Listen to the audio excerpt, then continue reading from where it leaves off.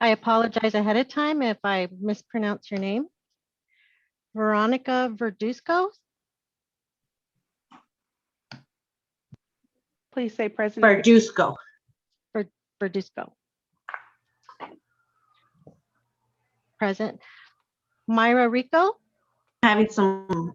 Present. Dr. Jorge Chaviran. Present. Joseph Sedlak. Sedlacek, present. Thank you. Rezo Valente Chung.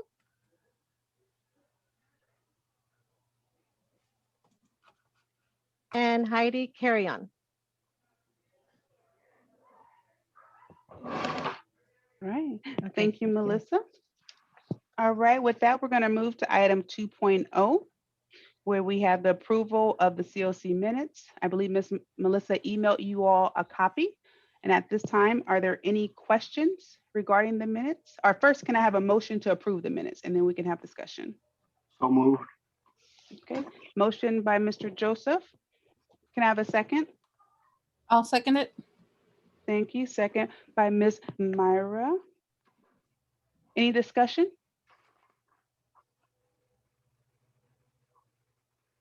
Yeah, I got a quick question. Is Yes. it pretty standard? I mean, obviously everybody has different things going on in their lives. Does a commitment to a committee like this, sometimes it can be a little bit overwhelming, but I'm looking at the minutes right now and I see a lot of people that are absent with regards to the committee members that were there in the past. So I guess the question is this like a standard practice whereby we always have a lot of missing committee members? Or absent, should I say?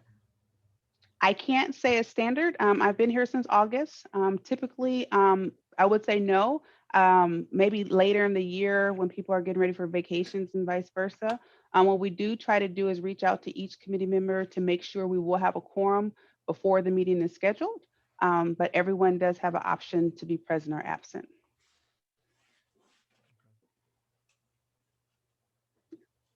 Any more questions or discussion?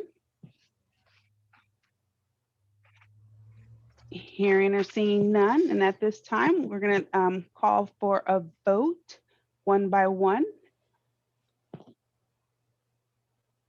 Myra, for approval? Yes. Okay. Mr. Joseph? Can you unmute Mr. Joseph? Sorry. Yay. Okay. Miss Veronica?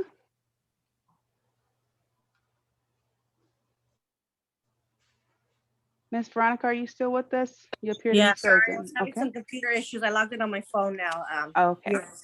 All right. Thank you. And Dr. Jorge? Well, with a little bit of reservation, I guess it would be yay, because I'm not Okay. truly understanding, You can what took abstain. place during this meeting because I wasn't here. Correct. You can abstain, sir. You don't have to actually vote. You can abstain. So then I guess would be, I will abstain from this Oh. vote then. All right. Sounds good. Thank you. And the approval of the minute passes with a 3 yes and 1 abstention. Moving on to item 2.2, items from the floor or public comment. Miss Melissa, I'm sorry, do we have any hands raised at this time? No, we do not. Okay. All right. Before we go to item 2.3, I wanted to take this time to thank you all. We recently had to go out again for receive applications to join our COC committee. Most of the past members, their time had turned out. We had to go out again because there are certain criterias that we have to fulfill, and we had to get legal opinion and authorization to proceed with our current team, even though all of the required categories were not fulfilled. But I just wanted to personally thank you guys for volunteering to serve the Azusa Unified School District COC committee. And at this time, we're going to talk about item 2.3, elections of officers.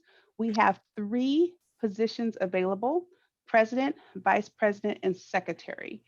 Seeking volunteers. We'd like to see if anyone is interested in any of those positions. Can you provide some details as far as the responsibilities? I mean, Yeah. I'll put it out there. I'm new to this committee, so I volunteered for it to join it because I get involved with pretty much everything and anything that's associated with my community. But this one is new to me. Okay, yes, sir. So, so the president, basically, so we're gonna have a presentation where I go in detail of our roles and responsibility. But our committee, we're not a decision-making body. We advise. So we discuss all of the bond project programs, vice versa. The president will typically, at least annually, present to the actual school board of things that we addressed, things that we approved, any questions or recommendation. The vice president fulfills the role of the president in the event that he or she is absent, whereas the secretary is the one that would assist in taking minutes and work in collaboration with Ms. Melissa to record the minutes so that we can vote on the next meeting.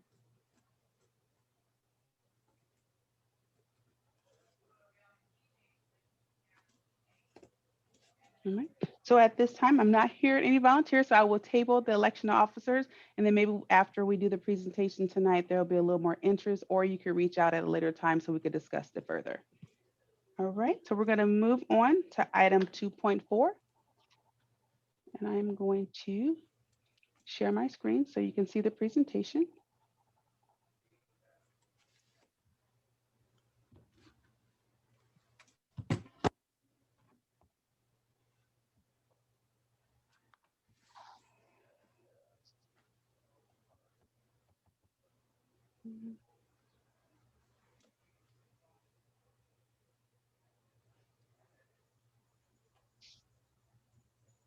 Okay, I want to confirm. Can everyone see the presentation? Is that large enough? Okay. All right. So again, I just want to thank you guys for this opportunity for serving the Azusa Unified School District. Tonight, what we're going to talk about is what the Citizens Bond Oversight Committee, who we are, what we do, as well as the Brown Act that we're required to follow. I'm doing this presentation. It won't be formal, so please, by any means, if you have any questions, you can even just interrupt and say, hey, Latasha, or you can raise your hand and Miss Melissa, let me know that you have a question. All right, so the purpose of this presentation is to train all of us, the members of the duties of the committee, as well as the goals of the committee and the best practices that we should follow. Additionally, we are going to discuss the Ralph M. Brown Act, which California open meeting law, and how that affects this committee. The following is a passage of a bond measure under Prop 39. The Education Code requires the district to form an independent Citizens Bond Oversight Committee to satisfy the accountability requirements for Proposition 39. Additionally, the Education Code requires that the committee include representations from various specified groups. As I stated before, we still have some of ours vacant, but we did receive legal opinion that we could proceed with our committee based on those that expressed interest.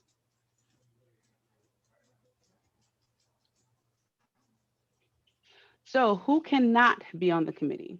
District employees or officials, according to Ed Code 15282, vendors, contractors, consultants of the district, persons who have a legal conflict of interest, are persons who hold an incompatible office. And this is tied to Government Code 1125. So the duties and responsibility of our COC or CBOC include the following: inform the public concerning expenditures of all bond revenues, review bond expenditures to verify that they are spent as promised in an effective and timely manner, report at least annually to the superintendent, the Board of Education, and the community of its findings and recommendations on a regular basis for the life of the expenditure of the bond proceeds.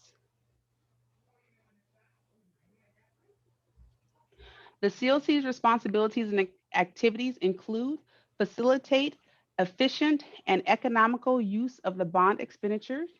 As part of this responsibility, the COC may carry out the following duties: review district prioritization and scheduling funded by bond measures, advise the superintendent and Board of Education on planning for bond fund issues such as related to dollar value and market value timing in order to facilitate effective progress in the district construction projects.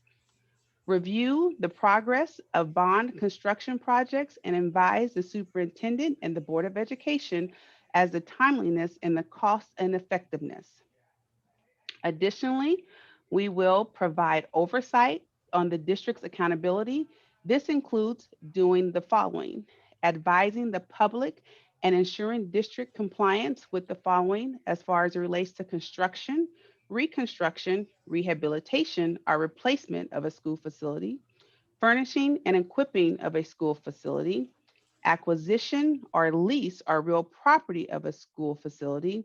Note, proceeds cannot be used for any other purpose, including teacher or administrator salaries or other operating costs. Additionally, we are required to comply with the Brown Act. The Brown Act will be discussed further in great detail later in this presentation, but as a general overview, the Brown Act requires the COC to do the following amongst other things: establish a published list of regular meetings, publicly announce special meetings as required by provisions of the Brown Act, and use the latest edition of the Roberts Rule of Order for meeting and procedures. Our activities include, in order to fulfill the responsibilities of the COC, the COC may engage in any of the following activities: meet at least quarterly. However, we can meet as frequent as we like, set meeting schedules and agenda, inspect school facilities and grounds, receive and review the annual independent budget performance audit for the bond, as well as annual independent financial audits tied to the bond, review deferred maintenance proposals or plans that are developed by the district or maintenance and operation team. Additionally, we review district efforts to employ cost-saving measures, including but not limited to mechanisms to reduce professional fees, such as contractors' architectural fees, mechanisms to reduce costs of site preparation, recommendations on joint use core facilities, mechanisms to reduce costs through efficient school site design, and recommendations in regarding the use of cost-effective and efficient reusable facility plans. It is important to remember that the COC serves as an advisory capacity rather than a decision-making capacity. The COC's job is to ensure the oversight and accountability over the district's bond expenditures. To that end, here's a list of things that fall outside of our responsibility. 1, participate in the actual bond sale or issuance process, negotiate or select contractors or consultants, inspect job site without prior permission of the superintendent, contact district contractors or consultants without prior permission of the superintendent, or direct staff of the district.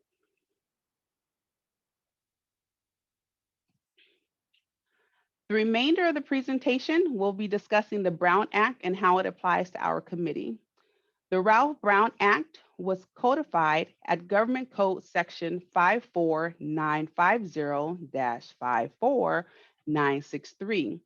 The purpose of the Brown Act is to ensure an open and transparent decision-making process and meaningful public access through public meeting of legislative bodies of local agencies. The Brown Act applies to legislative bodies. This includes school boards and their members, newly elected members. The Brown Act also defines a legislative body to include any commission, committee, board, or other body of a local agency where permanent or temporary decision-making or advisory that has been created by charter, ordinance, resolution, or formal action as a legislation body. And this is all tied to Education Code 15280. And that education code provides that Citizen Oversight Committee proceedings shall be open to the public and notice to the public shall be provided in the same manner as a proceeding of a regular governing board of the district. So what's a meeting?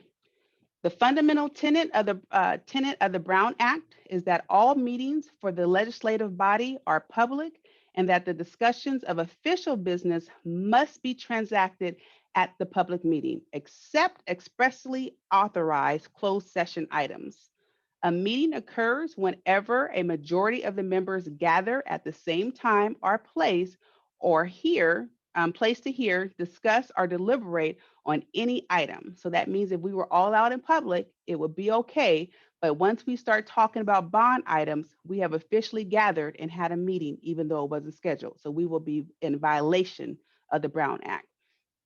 With the executive orders tied to COVID-19 pandemic, some Brown Act related requirements were suspended, allowing meetings such like we're having tonight in Zoom or other remote meetings. However, these meetings still must comply with the large majority of the Brown Act requirements. So what is not a meeting? An individual contact or conversation, a public conference, other local agency meetings, community meetings, or social gatherings. Exception to the Brown Act includes statutory exceptions that permit meetings in closed session found in Education Code and the Brown Act. A closed session may only be conducted for limited purposes, which includes personnel matters, conference with labor negotiators, existing litigation, pending litigation, student matters, liability claims, threat to public service or facilities, a case review or planning, such as a criminal investigation, report involving trade secrets, hearings, change or compliant involving information protected by federal law, license or permit determinations, conferences involving a JPA, Joint Powers Agency, audit by California State Auditor's Office, pension fund investment, health plan negotiations, and real estate negotiations.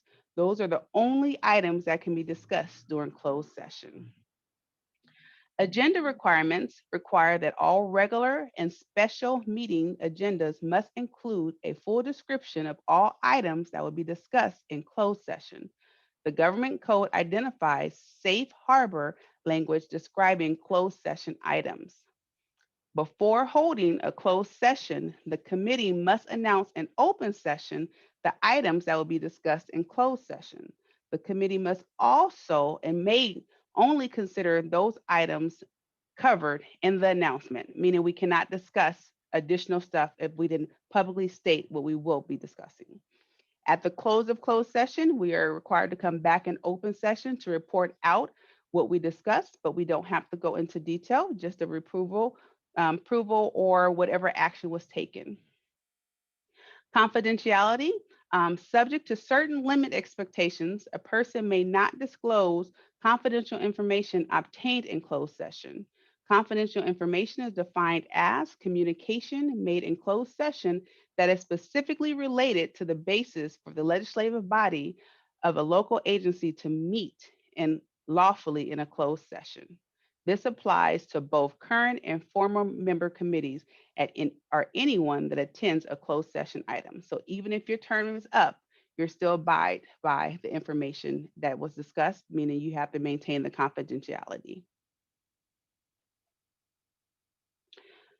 So serial meetings are not prohibited. A serial meeting is essentially if I call one of you, you call the next person, and maybe Myra calls Joseph, and then I call Dr. Jorge, and then at the end of the day, someone else calls back Melissa, and we're trying to get an action. That's considered a serial meeting, and we're out of compliance.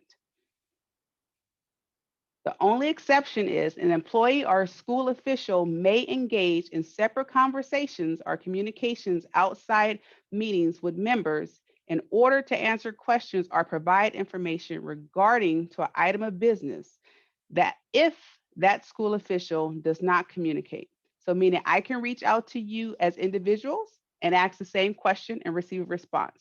But once I ask a question, it goes to Mr. Joseph, it goes to Miss Myra, and we're all asking the same question. Now we're out of compliance.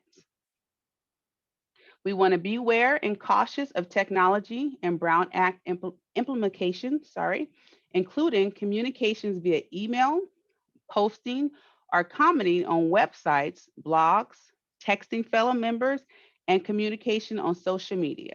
We have to remember that all of our information could be subject to a PRA request and to determine if we're out of compliance with the Brown Act regulations.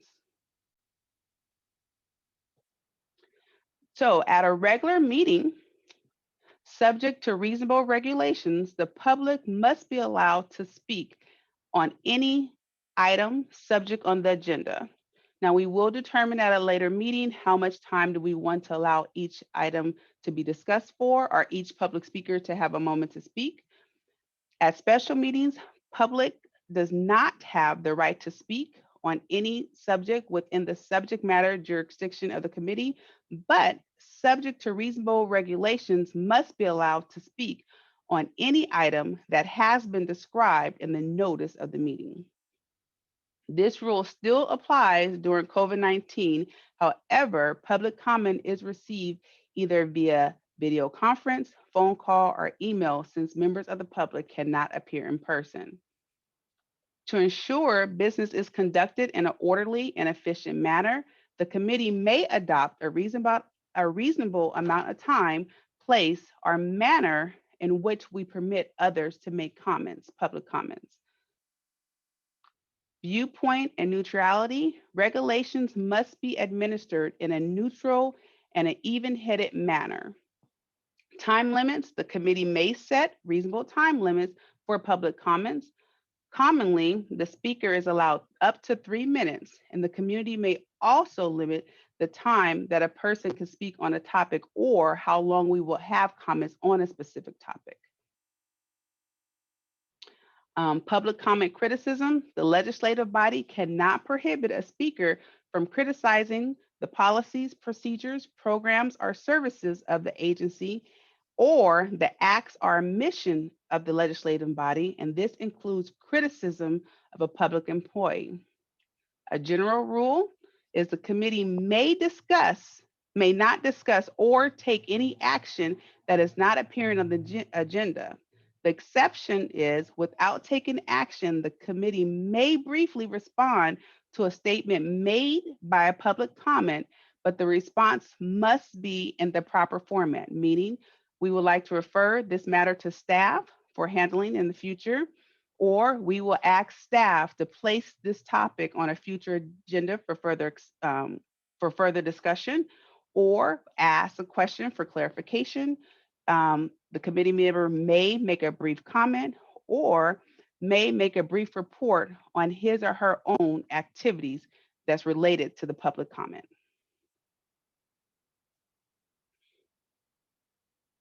Public records, documents are distributed to the committee no less than 72 hours prior to an open meeting. We post all of our items on our website. We are going to get in the habit to also email those to you so you can have both the ability to go to the website as well as have your own. The list on the agenda must identify the location and where the items can be viewed or posted on the website. So for the Roberts Rule of Order, just a little background. Henry Martin Robert was a 19th century engineer who wanted local legislative bodies to use congressional procedures. Thus, Robert's Rule of Order was designed to provide structure and order to legislative bodies' public meetings. A quorum. In order for a legislative body to make a decision, we must have a quorum for its members. We must have a quorum required. A quorum is a number of members that must be present for transaction of business. In the absence of a committee's determination of what number is a quorum, it typically represents the majority of our members, which is why we were waiting till we at least had 4 present to start our meeting. Every legislative body member is afforded one vote, and the general rule is that all voting members should cast a vote in favor or against a measure before the body can take action. Exceptions, Robert's Rule of Order does provide specific circumstances when abstention or recusal, are appropriate. When a member has a personal economic or a non-economic or a common law conflict of interest, you can recuse yourself or abstain. Or when a member believes that there was insufficient information for making that decision, you too can abstain or recuse yourself from voting. If an exception does not apply, each member should and is strongly encouraged to cast a vote on all issues put before him or her. A failure to do so may be deemed as a breach of your fiduciary duty. Rights of the majority. The majority has the right to be heard, including voicing his or her dissent. The minority has the right to have his or her dissent noted on record. However, once the dissent is given and the vote is taken, it is the decision of the collective body, even those whose dissent are objected to the current action. Right to make a motion. Each committee member has the right to make a motion on any issue or question under consideration. The motion must be in order. To be in order, the motion must be directly related to the question under consideration. Frivolously, vague, incoherent motions are out of order. Every motion requires a second vote. After the second vote, the committee chair is required. The committee chair should inquire if there's any discussion on the motion. The member who made the motion has the first right to speak and amend the motion if he or she desires. After the committee discusses the motion, or if no discussion occurs, the members will then vote on the motion in total. A motion to amend. To amend a motion, the amendment must be adjourned to the main discussion. The amendment may include adding words or phrases, striking out words or phrases, and/or substituting words or phrases. The amendment to the motion must be offered before the vote is in motion. The bond committee ethics. So conflict of interest for our COC members must be avoided.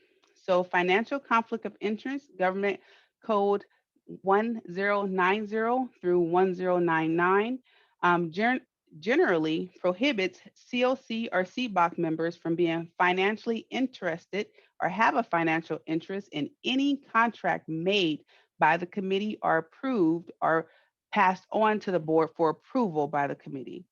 As prohibited, also prohibited is a member from being a purchaser or a sale made by a COC or CBOC member, for being a vendor or purchase items from a vendor where that person financially has interest. Education Code 35233 provides these prohibitations, I'm tongue-tied, specifically applied to COC members.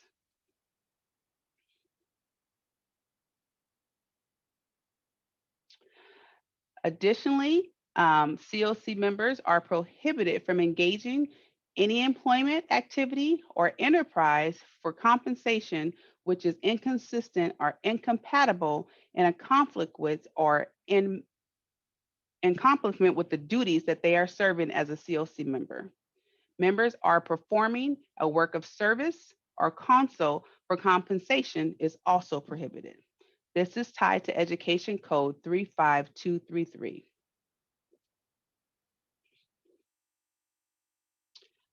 Other conflicts of interest are tied to a public official may not have a financial interest in any contract made in his or her official capacity or by the board of which he or her is a member. The making of the contract includes preliminary discussion, negotiations, planning, or solicitation of bids, as well as voting on the contract itself. This will be a violation of 1090 section. Common law conflict of interest, disqualifications because of bias. Public officials are required to exercise his or her powers free from personal bias. Fair and impartial discussion. We must be fair and impartial decision makers when decision-making bodies is sitting in a quasi-judicial capacity. Judicial. And this concludes us outlining our roles and responsibility of the COC, as well as identify the Brown Act in which we are to follow. Are there any questions on our roles, our responsibility, or any questions tied to the Brown Act role? No. No? All righty. Okay, so this was, I I'm do sorry? have one question. yes, sir, Mr. Is Joseph. the chair of the committee the president? The chair could be the president, and at this time, I will be acting that role until we have our designated positions filled. Understood. Thank you. You're so welcome. And so this was not an action item, so we do not have to vote on this, but we have our meeting scheduled, our next one for May 25th at 6 p.m. again. So we will send a calendar invite. At that meeting, we will be discussing the 1920 financial audit. And hopefully at that time, we'll be giving you an update on the current projects and where we are currently with the bond. Are there any questions regarding the future agenda? Are there any requests for a future agenda item? Ms. Latasha, can you repeat the date? May what? May 25th at 6 p.m. Thank you. Okay. Any other questions, comments? Hearing and seeing none. And at this time, we'll move to item 3.0 for adjournment. Can I have a motion to adjourn? So moved. So moved by Mr. Joseph. Can I have a second? Second. Okay, a second by Mr. Dr. Jorge. Could I have take a vote? Miss Myra? Yes. I vote yes. Mr. Joseph? Aye. All right. I'm going to say, is it Miss Christie or is it Razil? I can't hear you. Right, Razil. Razil, thank you. Okay. All right, Miss Veronica. Aye. All right, Dr. Jorge. Aye. Okay, passing with a 5-0 vote. And Miss Melissa, can we also get attendance for Miss Razil to show she was present? All right, and this meeting will be adjourned at 6:35. Thank you all for your time, commitment, comments, and understanding. Thank you, See you guys on the Latasha. 25th. Thank you. Thanks, Natasha. Thank you. Bye-bye.